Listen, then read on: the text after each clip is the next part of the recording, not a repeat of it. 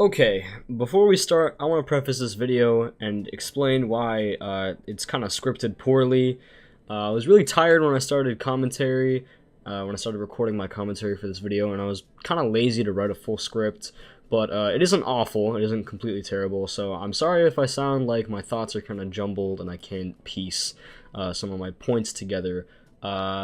So, with that being said, there are spoilers ahead in this video, so if you don't want any spoilers for Destiny 2 Forsaken, then I advise that you click off the video now. If not, then continue watching. So, I did a video about Forsaken a while ago, and why I thought it was kind of a ripoff, but now that I've played a fair bit of it, I can confidently say that I'm impressed, and I'm glad I bought it. So, enough with the disclaimers and all the other stuff. Let's get to what we're all really here for, what I think of the game. Some first impressions: the campaign. It was great. The Barons were hard, and they were amazing, and they were actually even harder if you were underleveled. But the final boss was just completely unexpected, but it was pretty cool. The whole Riven aspect, which we'll get into later. But above everything else, the Scorn, which is the main enemy in Forsaken, the main enemy race, is honestly pretty sick, and I didn't really know what else Bungie could do to make another race, and on top of that, make it unique. New supers are insane. I repeat, I cannot wait to get all 9 because they're so cool. I have 2 on my Hunter right now and 2 on my Warlock, and unfortunately none on my Titan because I actually haven't touched my Titan since Forsaken came out. I feel that these supers are just the perfect addition to Forsaken. The cherry on top of the cake, because the community has always asked for new supers or like a new elemental damage type, which unfortunately we might never get to see, but new supers are always amazing, and when they just add these 9 new supers to this huge DLC, which is supposed to be the equivalent of like a Taken King size DLC for Destiny 2, that's just amazing, and it's kind of too bad that we don't get a new element, but it's perfectly fine with me that we get 9 new amazing supers. The Dreaming City. First of all, let's take a step back. The Tangled Shore. I don't know what the hell they were on, but the Tangled Shore is whack. Not like bad, it's just kind of weird, right? Like Forhorn is just really barren, and Thieves Landing is pretty cool because you got all your Fallen, and then you got the little like nightclub, Lost Sector, whatever the hell. But Tangled Shore is nothing in comparison to the Dreaming City. The Dreaming City, if you don't know, is where the Awoken actually resided before the corruption via the Taken and Riven, the last living Ahamkara, and we'll get to that in a minute. The Dreaming City is beautiful.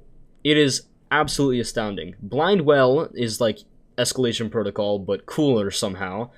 An Ascendant Challenge, which is like the thing where you go into the portal of the Taken and you have to do a little challenge, is also very cool.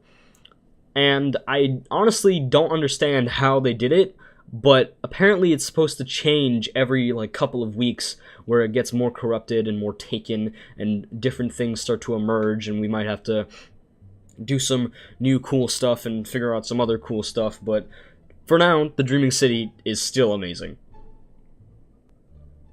The Raid. The Last Wish. Wow. Okay, where do I actually begin? The streamer I watched day 1 of the raid, in the raid race, was Datto Does Destiny, or now he's known as Datto, D-A-T-T-O. And when I watched the stream, they were doing pretty well up until Vault, where they kind of took like a long hard break there in their streak, and they really had to stop and think for a little bit. But I actually ended up watching that stream until I went to bed that night, and I woke up the following morning expecting them to have gotten world first, but they were still playing. They got 3rd in the world for the Last Wish completion with a time of 24 hours and 2 minutes. Wow. That is literally insane. What I like what they did with Last Wish is they went back to their big boss archetype, where they made Riven a big, enormous enemy, just like the Oryx fight in Taken King, and that was just really cool, because those enormous bosses, like those enormous gods that we take down, just adds that little flavor to the raid. The recommended level for the raid when it came out was 550, but it spanned of upwards to 580 at the Riven fight. So the raid is pretty sick, and I honestly cannot wait to play it until I get my power level up, because it's really gonna hurt me if I don't get that up. Guns, specifically exotics, are really rare, like really rare. I did however manage to score myself a Trinity Ghoul, which is the arc bow that shoots 3 arrows, and I managed to score that from the week 2 Ascendant challenge, and I made all of my friends upset. The Ace of Spades, which is the hand cannon that was in possession of Cade 6 before he was killed, is a bit broken. I would not mind seeing a balance for Ace of Spades, because at the moment it can one-shot headshot in the Crucible. The rest of the Forsaken exotics that aren't from quests are super rare, and I haven't gotten any of them other than one for the Spectral Blade Hunter, which I have like completely forgot what it does. But yeah, guns, specifically exotics, are rare. Gambit. This mode is probably my favorite mode that includes PvP ever. This mode is the most creative thing I've seen in Destiny 2 so far, with the exception of the Last Wish raid.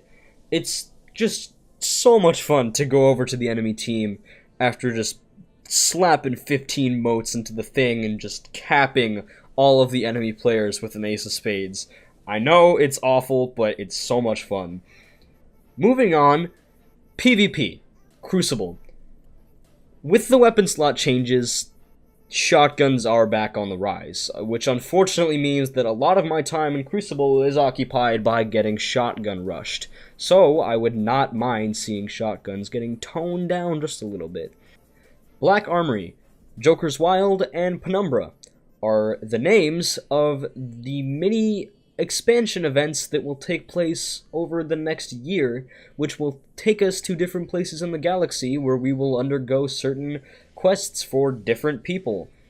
If you recall properly, these are the things that I kind of ranted about in my other video, how they shouldn't be pay to play, and they should honestly just be free for everyone. At the time, I didn't understand that they were acting like a miniature expansion.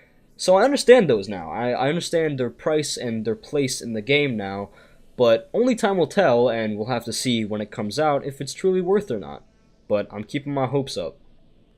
So, I am overall very happy with Forsaken, and I'm excited to explore the rest of it in the weeks to come.